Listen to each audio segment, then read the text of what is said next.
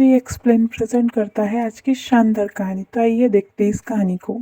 Hey guys, आज की कहानी है एक ऐसे लड़के की जो कि बोल नहीं सकता और वो हमेशा उदास रहा करता था। ऐसे ही एक दिन वो एक ब्लाइंड गर्ल को मरने से बचा लेता है जो कि देख नहीं सकती। अब आगे इन दोनों की लाइफ में ऐसा क्या होता है जिससे इनकी लाइफ ही बदल जाती है, ये कहानी में हम आगे देखेंगे। अब कहानी की शुरुआत में हम आयुष सेन नाम के एक लड़के को देखते हैं जो दीवार पर पेंट कर रहा था। तभी अचानक से एक लड़की लड़खड़ाते हुए छत पर आती है जो सुसाइड करने जा रही थी। तभी आयु उसे पकड़कर पीछे खींच लेता है, लेकिन फिर भी वो लड़की नहीं मानती और खुद को खत्म करने जाती है। लेकिन आयु उसे सुसाइड नहीं करने देता, जिस पर वो लड़की रोने लगती है कि मैं इस जिंदगी से थक चुकी हूँ, मैं अब नहीं जीना चाहती। और ये लड़की ब्लाइंड होती है, यानी उसे कुछ दिखाई नहीं देता। वहीं आयु भी बोल नहीं सकता था, इसलिए वो उससे पूछ नहीं पाता कि तुम मरना क्यों चाहती हो। तभी वहाँ पर उस लड़की की टीचर भागते हुए आती है जो उससे कहती है कि मीका तुम ये सब क्यों कर रही हो। तब हमें पता चलता है कि इस लड़की का नाम मीका है। अब टीचर मीका को अपने साथ ले जाती है। तभी आयु को मीका की एक बेल दिखाई देती है जिसे वो अपने पास रख लेता है।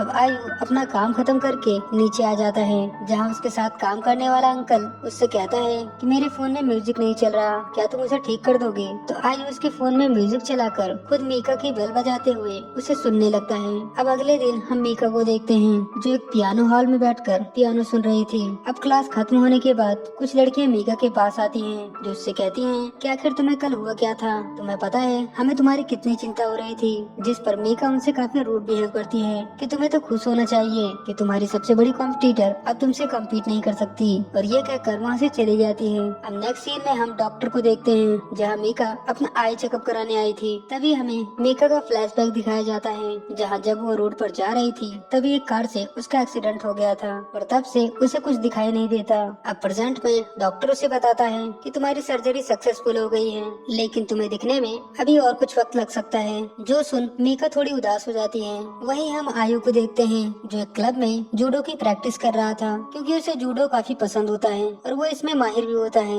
अब जूडो के बाद आयु अपने दोस्तों के साथ डिनर पर जाता है, लेकिन तभी कुछ गुंडे वहाँ पर आ जाते हैं जो एक कपल को परेशान करने लगते हैं। अब आयु को ये सब देखा नहीं जाता, इसलिए वो उन गुंडों से भिड़ जाता है, जहाँ वो एक गुंडे को उठाकर पटक देता है। तभी वहाँ से पुलिस की गाड़ी जाती है जिसे देख वो गुंडे वहाँ से भाग जाते हैं। अब अगले दिन आयु अपने काम पर जाता है जहाँ वो मीका के कॉलेज में ही साफ सफाई का काम किया करता है। तभी उसका साथी वो अंकल कहता है कि क्या तुम मेरे कूड़े की गाड़ी ओल्ड पियानो हॉल के पास ले जाओगे। तो आयु उसकी गाड़ी लेकर उस ओल्ड पियानो हॉल के पास ले जाता है। तभी वो देखता है कि वहाँ पर वही लड़की मीका आ रही थी जिसे उसने कल बचाया था। अब मीका स्टिक की हेल्प से उस पियानो हॉल में जाती है जहाँ आकर वो पियानो बजाने लगती है, लेकिन ना दिखने की वजह से वो पियानो ठीक से बजा नहीं पा रही थी, इसलिए वो दुखी होकर बहुत ही रोने लगती है। वहीं बाहर से आयु ये सब देख रहा था। अब मीका रोते हुए जल्दी से बाहर जाने लगती है, लेकिन एक चीज से टकराकर वो नीचे गिर जाती है। तभी उसकी हेल्प के लिए आयु अचानक से गेट खोलता है जिससे मीका तो डर जाती है कि कौन है वहाँ, लेकिन आयु उसे कुछ भी जवाब नहीं दे पाता और उसे उसकी स्टिक देने लगता है। तब मीका अपनी स्टिक लेकर वहाँ से चली जाती है और आयु तो बस उसे देखते ही रहता है। अब अपना काम खत्म करके आयु शाम को अपने दोस्तों के साथ घूम रहा होता है। तभी उसके दोस्तों को एक स्पोर्ट कार दिखती है जिसे देख वो उस कार को टच करने लगते हैं, लेकिन तभी उस कार का ओनर आ जाता है जो उन सबसे काफी रूड बिहेव करता है कि अभी मेरी गाड़ी से दूर रहो। अब ये सुन आयु का दोस्त गुस्से में उससे लड़ने जाता है, लेकिन आयु उसे रोक लेता है, जिस पर वो बंदा अपनी गाड़ी लेकर वहाँ से चला जाता है। अब अगले दिन हम मीका को देखते हैं जो अकेले ही अपने कॉलेज जा रही थी, लेकिन उसकी मॉम अकेले कॉलेज जाने से मना करती है कि यहाँ से कॉलेज काफी दूर है। लेकिन मीका कहती है कि मुझे अपना पियानिस्ट बनने का ड्रीम पूरा करना है। वहीं दूर से आयु ये सब सुन लेता है। अब मीका जब कॉलेज जाने लगती है तब उसकी मॉम और ग्रैंड माँ उसका पीछा करने लगती हैं, लेकिन मीका उनकी आवाज सुन लेती है, जिस पर वो गुस्सा होने लगती है कि आप लोग घर जाइए, मैं अकेली कॉलेज चली जाऊंगी। तो उसकी मॉम और ग्रैंड माँ वापस चली जाती हैं। लेकिन जब मीका कॉलेज जाने लगती है तो हम देखते हैं कि आयु भी उसके पीछे चल रहा होता है, जो बिना उसके पता लगे मीका की हेल्प कर रहा होता है। ऐसे ही वो उसे लाइब्रेरी तक छोड़ने आता है, लेकिन तभी उसे याद आता है कि लाइब्रेरी की चाबी तो वो स्टोर रूम में ही भूल गया है, इसलिए भागकर वो चाबी लेने जाता है। वहीं जब मीका लाइब्रेरी में जाती है तो डोर बंद होता है, इसलिए वो वापस जाने लगती है। लेकिन तभी आयु वो लाइब्रेरी खोल देता है और मीका की बेल बजाने लगता है, जिसे सुन मीका रुक जाती है और उससे पूछती है कि तुम कौन हो, लेकिन आयु उसे कोई रिस्पॉन्स नहीं करता। अब मीका लाइब्रेरी में जाकर पियानो की प्रैक्टिस करने लगती है। फिर प्रैक्टिस के बाद जब वो बाहर आ रही होती है तो सीढ़ियों से गिर जाती है, जिस पर आयु उसकी हेल्प करने लगता है और उसे उसकी स्टिक देता है। तो मीका आयु से कहती है कि जो बेल तुम्हारे पास है वो मेरी है। तो आयु उसे बेल देने लगता है, लेकिन मीका कहती है कि रहने दो, तुम इसे रख सकते हो। फिर वो कहती है कि क्या तुम भी पियानो स्टूडेंट हो, लेकिन आयु उसे कुछ नहीं कह पाता। तो मीका कहती है क्या तुम मुझसे बात नहीं करना चाहते, जिस पर आयु अपने फोन से उसे बताने वाला था कि वो बोल नहीं सकता। लेकिन तभी मीका कहती है कि तुम मेरा हाथ टच करके भी बता सकते हो कि तुम पियानो बजाते हो कि नहीं। अगर एक बार टच करोगे तो हाँ है, और 2 बार टच करोगे तो नहीं। तो आयु देखता है कि उसके हाथ बहुत गंदे थे, इसलिए वो पेन निकाल कर उसके हाथ पर एक बार टच करता है, यानी हाँ। तो मीका कहती है यानी तुम भी पियानो स्टूडेंट हो, तो क्या तुम मेरे लिए हर सैटरडे यहाँ का गेट खोल सकती हो। तो आयु फिर से एक बार हाथ पर टच करता है। तो मीका कहती है वैसे तुम्हारा नाम क्या है। तो आयु पेन से मीका के हाथ पर लिखने लगता है, जिससे मीका को हंसी आ जाती है कि माफ करना, लेकिन मुझे कुछ समझ में नहीं आया, क्या तुम अपने हाथ से नाम लिख सकते हो। तो आयु अपने हाथ से अपना नाम लिखता है आयु। तो मीका कहती है ठीक है आयु, अब हम अगले सैटरडे को मिलेंगे और तुम मुझे पियानो बजा कर भी सुनाना। अब ये सुन आयु तो उदास हो जाता है, क्योंकि उसे तो पियानो बजाना ही नहीं आता, उसने तो बस ऐसे ही झूठ बोल दिया था। अब मीका वहाँ से चली जाती है और अपने पियानो टीचर के पास आती है, जहाँ उसकी टीचर कहती है कि तुम अच्छी कंपोजर बन सकती हो और हमने तुम्हारे लिए कंपोजर की जॉब भी ढूंढ ली है। जो सुन मीका उदास हो जाती है, क्योंकि वो एक पियानिस्ट बनना चाहती थी, इसलिए वो कहती है कि मैं अपने पियानिस्ट बनने के ड्रीम को नहीं छोड़ूंगी, चाहे जो हो जाए। और ये कहते हुए गुस्से में वहाँ से चली जाती है। लेकिन जब वो बाहर आती है तब बाहर काफी भीड़ थी, जिस वजह से मीका एक लड़की से टकरा जाती है, जिससे वो काफी घबरा जाती है। तभी थोड़ी देर के लिए उसे सब कुछ धुंधला दिखने लगता है, जिससे उसे पैनिक अटैक आने लगते हैं और वो बहुत डर जाती है। तभी वहाँ पे आयु आ जाता है, जो वही बेल बजाने लगता है, जिसे सुन मीका शांत हो जाती है। अब आयु बेल बजाकर मीका को रास्ता दिखाने लगता है, वही मीका भी आवाज सुनकर उसके पीछे जाने लगती है। अब नेक्स्ट सीन में हम उसी स्पोर्ट्स कार वाले बंदे को देखते हैं, जिसका नाम किमोतो होता है। वो बहुत ही वेल फैमिली से होता है, जहाँ उसकी फैमिली में सभी को म्यूजिक बजाना आता है। अब अगले दिन किमोतो एक लड़की को पियानो बजाना सिखाता है, क्योंकि वो खुद भी एक अच्छा पियानिस्ट होता है। अब सिखाने के बाद जब वो बाहर आता है तो देखता है कि उसके पास अभी भी 1 घंटा बचा हुआ है, इसलिए वो टहलता हुआ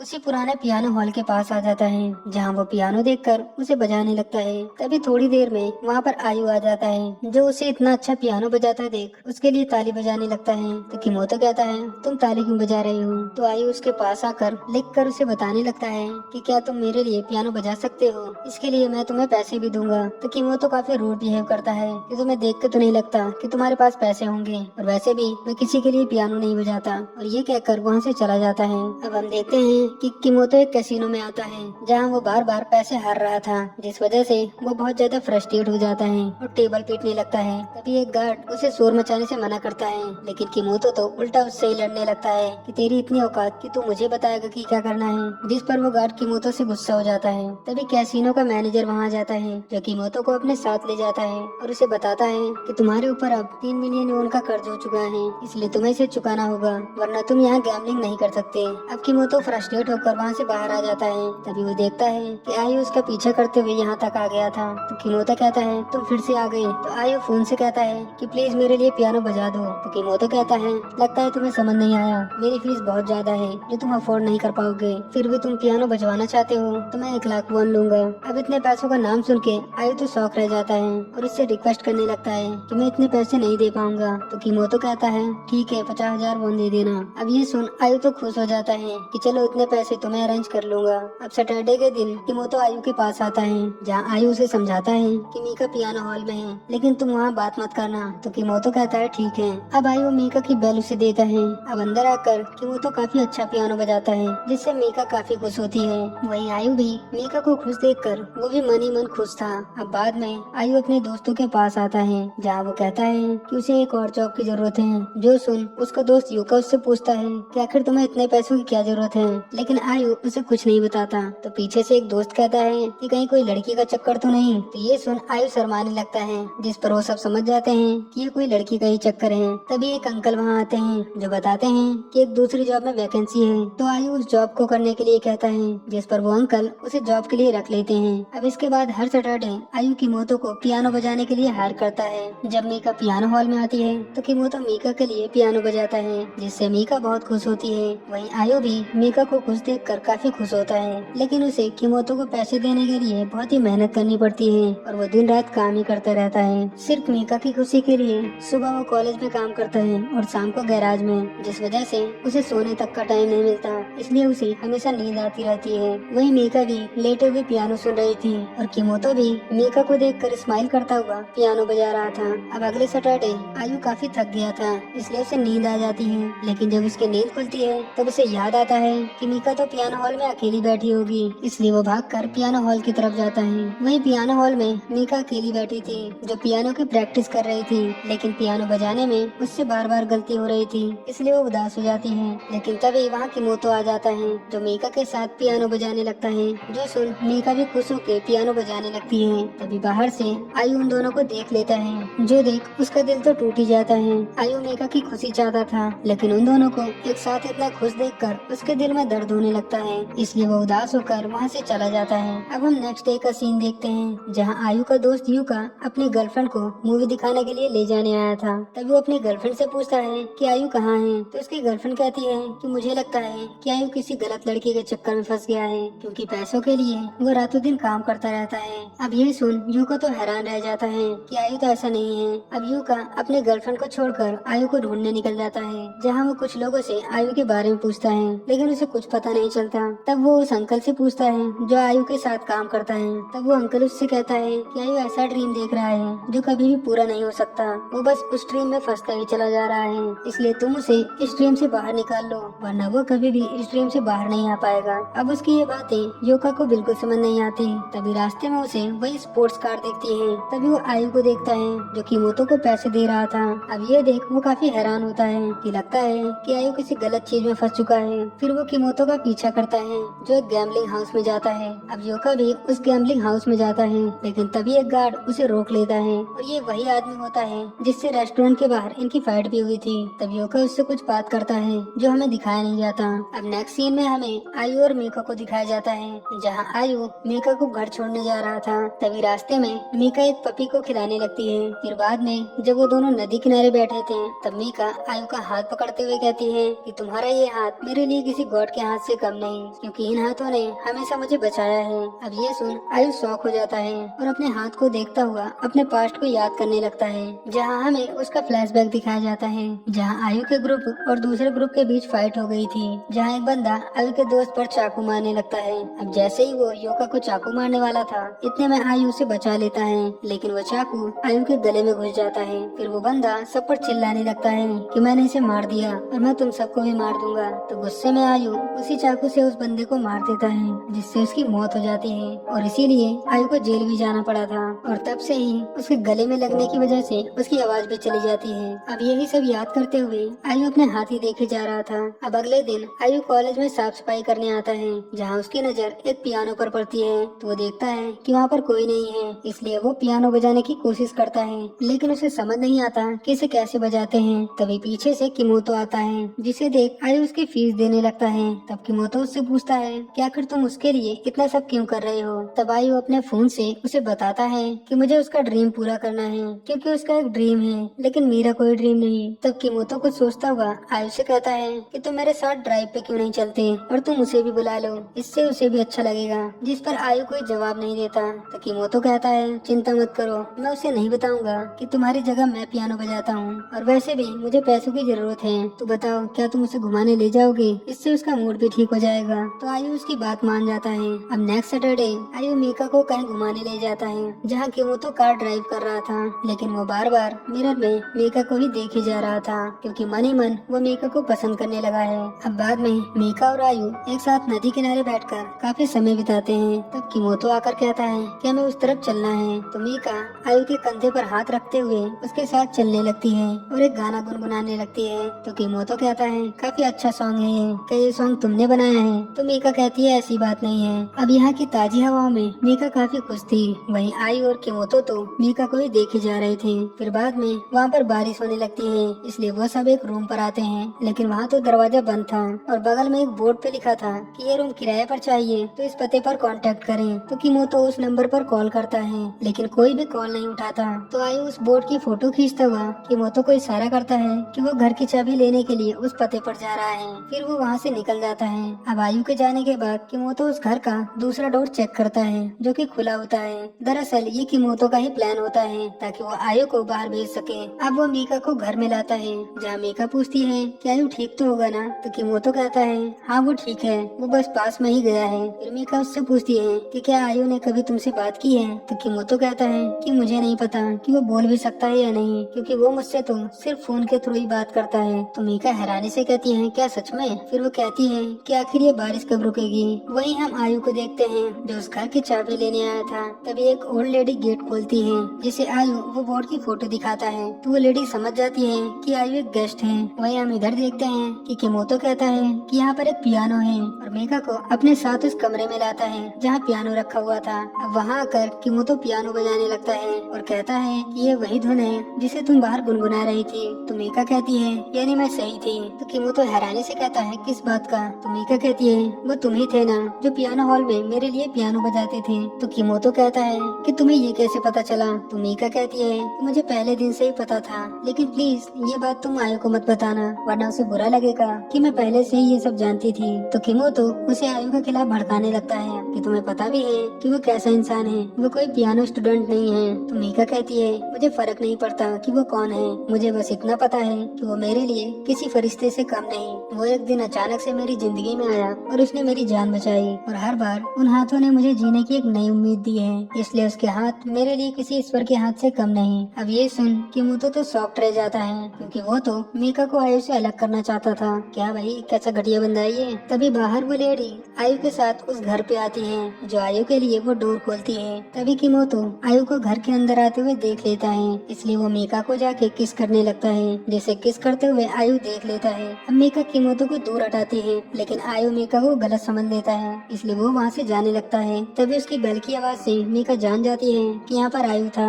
इसलिए वो आयु को आवाज देने लगती है। तभी किमोतो मीका को रोकता है, लेकिन मीका नहीं रुकती और बार बार आयु को रोकने के लिए कहती है, लेकिन आयु तो इतना गुस्से में था कि वो मीका की बेल फेंक देता है और वहाँ से जाने लगता है। वहीं बेचारी मीका उसे रोकने जाती है, लेकिन सीढ़ियों से नीचे गिर जाती है और बहुत रोने लगती है कि आयु रुक जाओ, लेकिन आयु तो वहाँ से जा चुका था। तब किमोतो को आयु की फेंकी हुई बेल मिलती है। वहीं आयु भागता हुआ रोड पर आ जाता है, जहाँ वो बहुत दुखी था क्योंकि अब उसका दिल पूरी तरह टूट चुका था। अब वो समझ चुका था कि वो जिस ड्रीम को देख रहा था वो कभी भी पूरा नहीं हो सकता, इसलिए वो रोड पर ही बैठकर बहुत ही रोने लगता है और ये बहुत ही इमोशनल सीन होता है। अब अगले दिन आयु फिर से अपने काम पर लग जाता है, जहाँ वो कॉलेज में साफ सफाई का काम कर रहा था। वही मीका जब कॉलेज के लिए जा रही थी तभी उसे उसकी बेल की आवाज सुनाई देती है, इसलिए उसे लगता है कि आयु आया है, इसलिए वो उससे माफी मांगने लगती है कि मुझे माफ करना आयु सैन, उस दिन ऐसा कुछ भी नहीं हुआ था, तो प्लीज मुझे गलत मत समझना। फिर जब वो उसे टच करती है तो वो समझ जाती है कि आयु नहीं बल्कि किमोतो है। तब किमोतो मीका से माफी मांगता है कि उस दिन के लिए मुझे माफ करना, मैं खुद पर बहुत शर्मिंदा हूँ, मुझे ऐसा नहीं करना चाहिए था। तभी अचानक से एक वैन आकर रुकती है, जिसमें से कुछ गुंडे उतरकर उन दोनों को पकड़कर वैन में डाल देते हैं और दोनों को किडनैप कर लेते हैं। वहीं इधर हम देखते हैं कि आयु से मिलने उसका दोस्त युका आता है, जो आयु से कहता है तुम मेरे साथ घूमने चलो, अब तुम्हें एक्स्ट्रा काम करने की कोई जरूरत नहीं। जिस पर आयु उसे कुछ बताना चाहता है, लेकिन युका उसकी बात नहीं सुनता कि मैं जानता हूँ कि तुम इतने पैसे क्यों कमा रहे थे, क्योंकि मैंने तुम्हें किमोतो को पैसे देते हुए देख लिया था, लेकिन तुम चिंता मत करो, मैंने उसका भी इंतजाम कर दिया है। अब ये सुन आयु हैरान हो जाता है कि तुमने उसके साथ क्या किया। तो युका कहता है किमोतो को पहले से ही कैसीनो के गार्ड से बहस हुई थी, जिसे मैंने किमोतो को सबक सिखाने के लिए कहा और वो मान भी गया, बस उसने मुझसे कुछ पैसे लिए और अभी तो किमोतो गैराज में पिट रहा होगा। अब ये सुन आयु उस पर बहुत गुस्सा हो जाता है, क्योंकि बिना सच जाने उसने बहुत बड़ी गलती कर दी थी। फिर गुस्से में आयु उसकी बाइक लेके वहाँ से निकल जाता है। वहीं इधर कॉलेज में पुलिस छानबीन कर रही थी,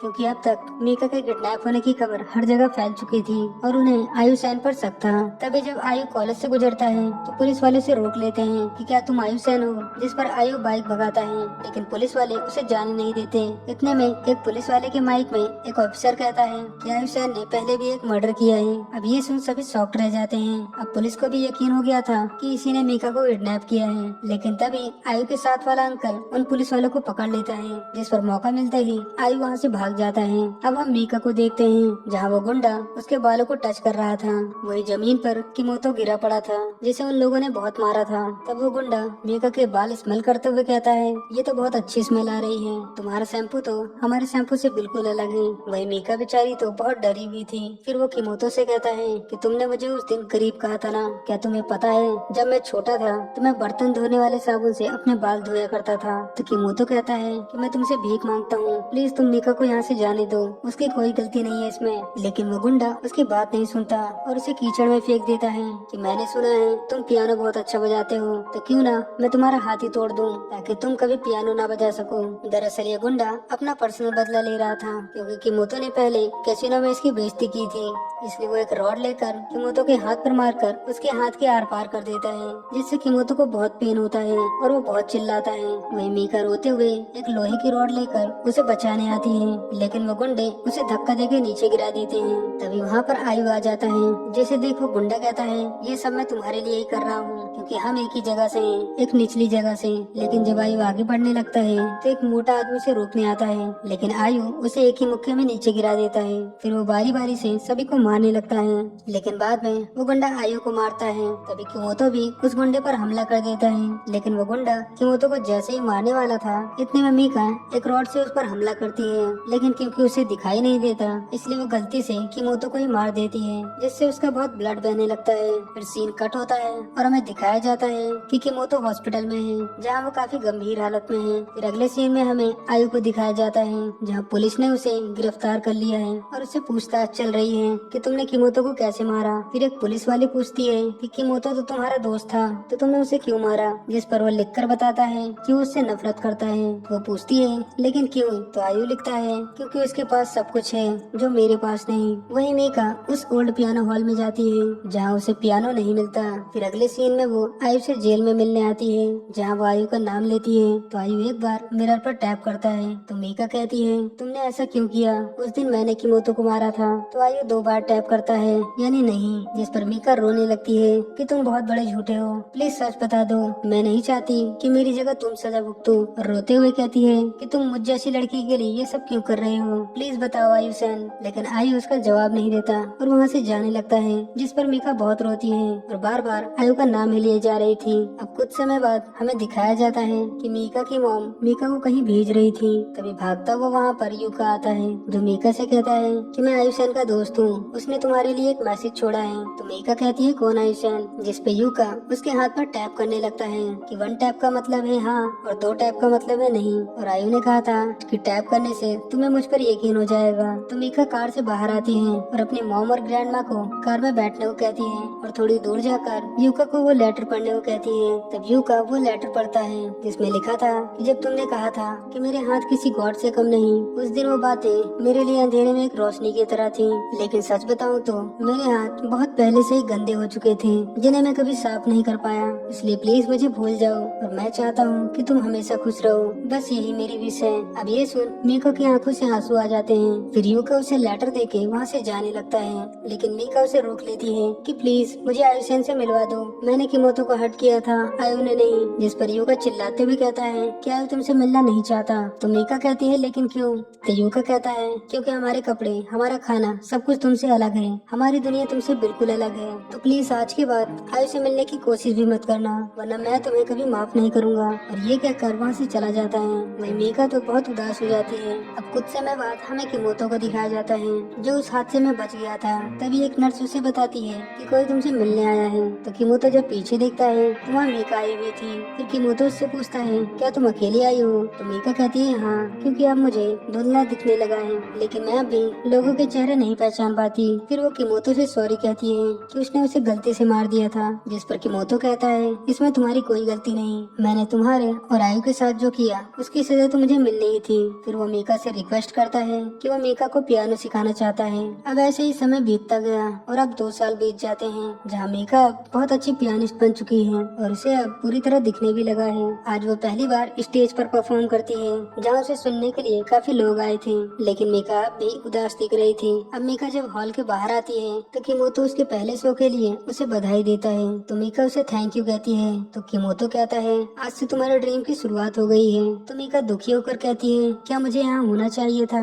तुमने अपना हाथ खोया और आयुषेन ने अपनी जिंदगी, वो भी सिर्फ मेरे लिए। तब किमोतो कहता है कि आज का स्टेज भी आयु की ही देन है। फिर वो उसे बताता है कि मैं पहले से ही जानता हूँ कि जेल से छूटने के बाद आयुषेन कहाँ है, लेकिन मैं तुम्हें खोना नहीं चाहता था, इसलिए मैंने तुम्हें नहीं बताया। और दुखी होता हुआ कहता है प्लीज इसके लिए मुझे माफ कर देना। अब ये सुन मीका दुखी हो जाती है और उसे अपना पास्ट याद आता है, जहाँ जब उसने गलती से किमोतो पर वार किया था तब वो सभी गुंडे वहाँ से भाग जाते हैं, लेकिन आयुषेन वहाँ से नहीं जाता। वो मीका की बैल उठाकर उसे रख लेता है और मीका के पास आकर उसे चुप कराने लगता है। फिर बाद में वो उस रॉड को लेकर उसे साफ करने लगता है ताकि उसमें मीका के फिंगरप्रिंट्स न आए। और फिर वो रॉड लेकर किमोतो के सामने खड़ा रहता है जब तक कि वहाँ पुलिस नहीं आ जाती। और इसी तरह वो मीका का इल्जाम खुद पर ले लेता है। अब प्रेजेंट में हमें एक शिप का सीन दिखाया जाता है जहाँ आयुषेन काम करता है। तभी जब कंस्ट्रक्शन का काम चल रहा होता है तो वहाँ पर मीका आ जाती है जो सभी से आयुषेन के बारे में पूछती है, लेकिन किसी को भी आयु के बारे में नहीं पता होता। तो मीका खुद ही आयु का नाम पुकारते हुए हर जगह ढूंढने लगती है, लेकिन सभी लोग उसे आगे जाने से मना करते हैं। लेकिन मीका उनकी बात नहीं मानती और जोर जोर से आयु का नाम ही पुकारती है। वहीं आयु शिप पर सफाई का काम कर रहा था। तभी एक आदमी कहता है कि चलो यहाँ से, अब ये शिप जाने वाली है। तभी आयु को मीका की आवाज सुनाई देती है जो बार बार उसका नाम ही ले जा रही थी। फिर वो वहाँ के लीडर से कहती है कि मैंने सुना है कि यहाँ आयुषेन काम करता है। तो वो लीडर सबसे पूछता है कि यहाँ आयुषेन किसका नाम है, लेकिन किसी को भी नहीं पता था कि आयु कौन है। वहीं आयु तो एक आदमी के पीछे छिपा हुआ था। तब वो लीडर मीका से कहता है अब बहुत हुआ, तुम यहाँ से चली जाओ वरना मैं पुलिस बुला लूंगा। तो मीका उदास होकर वहाँ से जाने लगती है। तभी आयु के आगे वाला आदमी कहता है कि वैसे तुम्हारा नाम भी तो आयु है, जिस पर आयु से एक हाथ मारता है। वही ये बात मीका सुन लेती है जो उस आदमी के पास आती है। तो आदमी उससे झूठ बोल देता है कि उसने गलती से बोल दिया। तो मीका फिर से जाने लगती है। अब जैसे ही सब अपने काम पर लौटने लगते हैं इतने में आयु की बैल टूटकर नीचे गिर जाती है, जिसकी आवाज सुनकर मीका लौट आती है और उस बैल को ढूंढने लगती है। लेकिन तभी अचानक से वहाँ पर ट्रक आ जाता है जिससे मीका तो टकराने ही वाली थी, लेकिन तभी धक्का देके आयु से बचा लेता है। और यहाँ पर पहली बार मीका आयु को देखती है जो आयु से कहती है कि तुम ही आयुषेन हो ना। तो आयु उसके हाथ पर एक बार टैप करता है, यानी हाँ, जिससे मीका बहुत खुश हो जाती है। वही मीका को खुश देखकर आयु भी बहुत खुश होता है। तब मीका आयु को किस कर लेती है। एंड इसी के साथ दोस्तों इस मूवी का हैप्पी एंडिंग होता है। अगर आपको ये वीडियो पसंद आया हो तो प्लीज चैनल को लाइक एंड सब्सक्राइब कर देना और कमेंट में जरूर बताना कि आपको कौन सा पार्ट बेस्ट लगा। धन्यवाद।